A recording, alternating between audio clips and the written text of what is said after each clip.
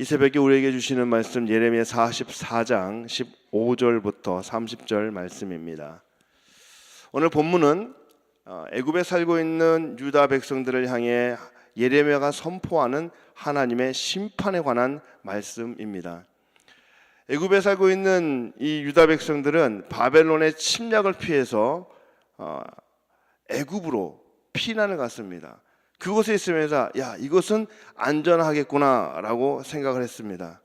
그러나 하나님은 그 애굽도 결코 하나님의 심판 앞에 안전지대가 될 수 없다라고 말씀합니다.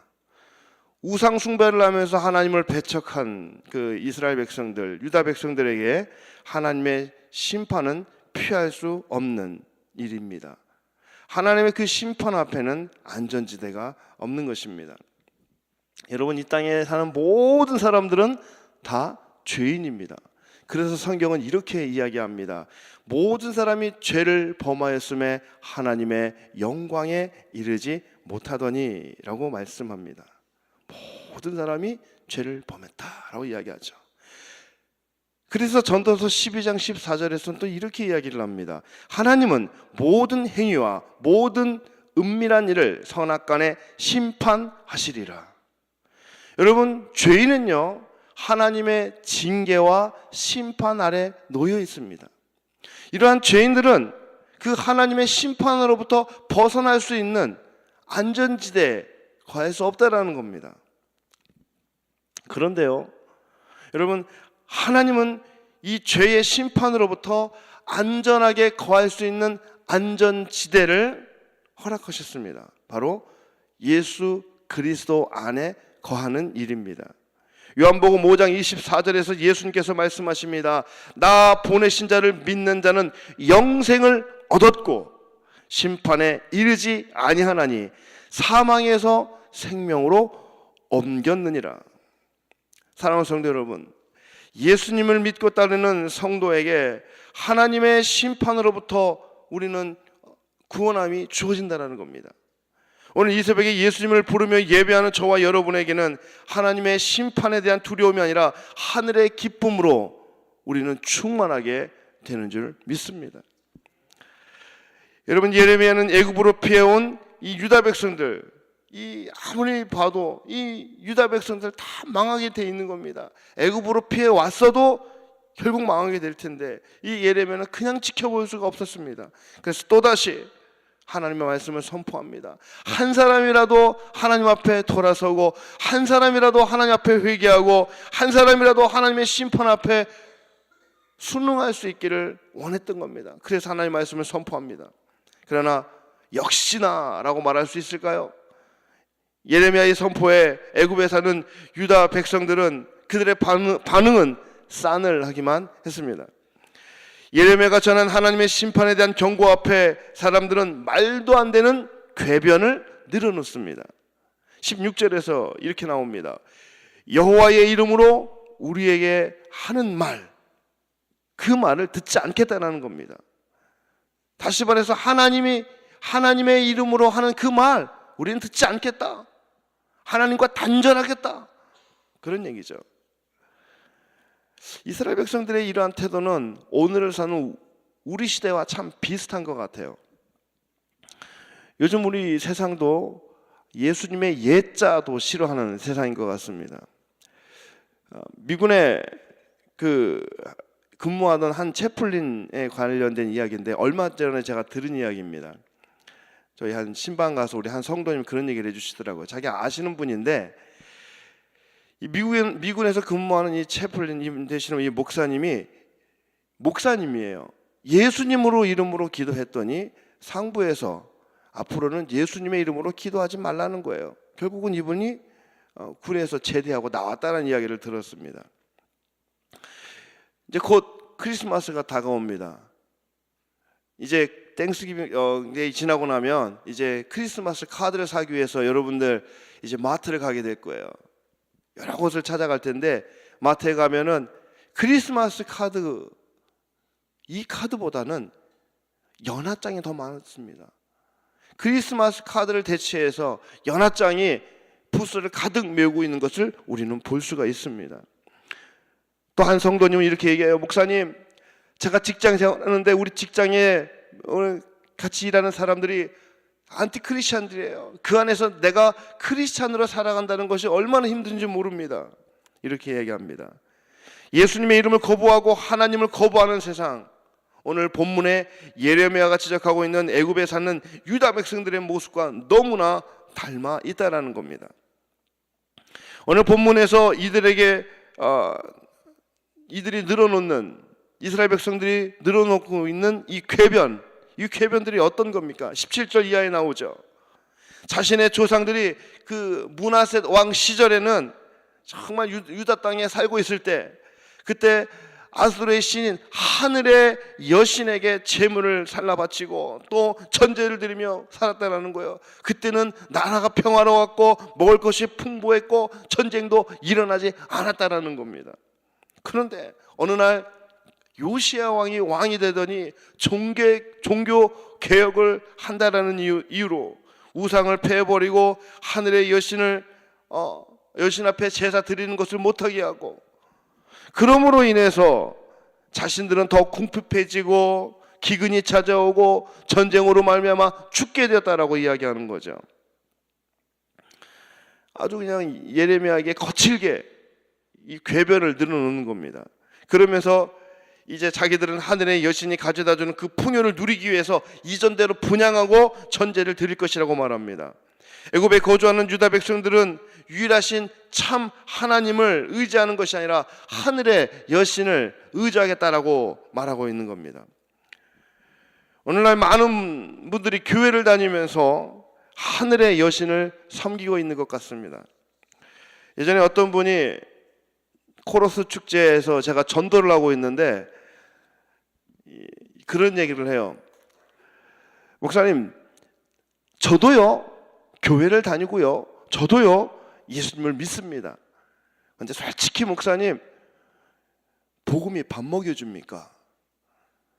성경이 우리의 노후를 책임져 주지는 않습니다. 성경은 성경이고 우리가 살아가는 세상은 세상입니다. 그래서 우리는 우리의 세상의 삶의 방식대로 살아야 되지요. 그래야 좀 학비도 좀 벌고 또 노후도 준비할 수 있는 거 아닌가요? 이렇게 이야기합니다. 여러분, 어떤 사람들에게는 물질이 하늘의 여신입니다. 어떤 사람에게는 자녀가 하늘의 여신입니다. 어떤 사람은 인생의 성공이 하늘의 여신입니다. 어떤 사람은 세상의 축복이 하늘의 여신입니다. 여러분, 어쩌면 하늘의 여신을 따르는 길은 평안해 보입니다. 하늘의 여신을 따르는 그 길은 좋아 보일 수 있고 잘 돼 보일 수도 있습니다. 하나님을 따르는 그 길은 좀 힘들어 보이고 고통스러워 보일지 모릅니다. 그러나 하나님에 따르는 그 길이 진리의 길이라는 사실을 우리는 잊지 말아야 합니다. 예수님은 우리의 삶의 인도자가 됩니다. 예수님이 우리의 삶을 이끄십니다. 예수님은 이 땅의 삶뿐만 아니라 영혼의 삶도 책임져 주시는 분이십니다. 좀 미련해 보일지라도 우리는 예수님을 붙잡고 나가야 됩니다. 어떤 분이 그래요. 목사님, 예수님만 아니면 돈 잘 버는 방법을 제가 알고 있는데, 목사님, 하나님 살짝 뒤로 하면 저도 성공할 수 있는데, 목사님, 예수님만 아니면 솔직한 예로 손해볼 일 별로 없습니다. 이렇게 말하는 분들이 있습니다. 그런데 그 예수님 때문에 손해보고 산다는 거예요. 그 예수님 때문에 조금 어렵게 산다는 겁니다. 포기하고 산다는 거예요. 여러분, 우리가 왜 예수님을 붙잡고 살까요? 왜 예수님을 붙잡고 살까? 오늘 저와 여러분은 이 땅의 삶이 끝이 아니라는 것을 알고 있기 때문입니다. 우리는 잠시 머무는 이 땅의 삶에서 성공을 꿈꾸는 사람이 아니라 영원한 하나님의 나라에서 성공을 꿈꾸며 사는 사람들입니다. 예레미야는 이렇게 궤변을 늘어놓는 이스라엘 백성, 애굽 백성을 향해서 최후의 심판을 선포합니다. 오늘 이 44장은 예레미야의 마지막 설교거든요. 24절 이하에서 뭐라고 하나요? 하늘의 여신에게 제물을 바치든 전제를 바치든 너희들 마음대로 해봐라. 지금 그렇게 이야기하고 있는 거예요. 이방신을 섬기든 더러운 입을 가지고 무엇을 하든 너희들 마음대로 한번 해봐라. 그 더러운 입을 가지고 그렇지만 하나님의 이름 함부로 부르지 말아라. 그런 얘기야. 29절 이하에서 너희들이 그렇게 믿고 의지하는 애굽도 결국에는 바벨론에게 망하게 될 것이다. 이렇게 이야기하죠.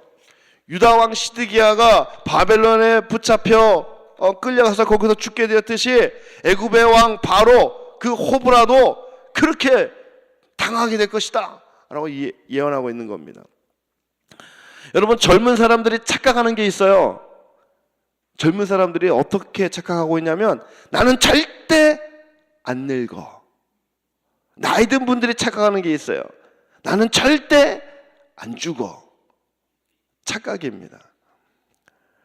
여러분, 교회를 다니는 분들이 가지고 있는 착각이 있습니다. 교회 다니면 잘 될 거야. 공부도 잘할 거고 직장도 잘 될 거고 사업도 잘 될 거고 아프지도 않을 거야. 착각입니다. 여러분, 우리가 가지고 있는 믿음은 번영신학이나 어떤 기복주의 신앙이 아니라는 거예요. 우리가 가지고 있는 믿음은 하나님의 뜻을 이루는 믿음입니다. 사람들은 잘 사는 거에 관심이 있어요. 사람들은 행복에 관심이 있어요. 그러나 오늘 저와 여러분은 거룩에 관심을 가지고 사는 사람들입니다. 할렐루야. 여러분, 적당히 죄를 지으며 살아도 된다는 생각은 착각입니다. 이거는 하나님과의 관계를 깨는 행위입니다. 적당히 세상과 타협하며 살아도 된다는 생각은 하나님을 향한 온전한 믿음을 가로막습니다. 유다 백성들이 그렇게 의지하는 그 애굽도 여러분 하나님의 심판을 받을 수밖에 없어요. 유다 백성들이 안전지대라고 여기는 그 애굽도 결코 안전지대가 될 수 없다라는 얘기입니다. 오늘날 우상숭배는 하나님을 아는 지식, 하나님을 아는 그 지혜, 그 지혜를 의지하지 않고 사물이나 혹은 사람을 통해서 자신의 필요를 채우는 그 욕구, 그걸 우상숭배라 그래요. 그러나 시편 기자는 이렇게 이야기합니다. 여호와 하나님을 의지하라고 권고합니다. 시편 37편 5절에서는 이렇게 이야기합니다. 내 길을 여호와께 맡기라. 그를 의지하면 그가 이루시고. 잠언 3장 5절과 6절에서 이렇게 이야기합니다. 너희 마음을 다하여 주님을 의뢰하고 너희 명철을 의지하지 말라. 내가 하는 모든 일에서 주님을 인정하라.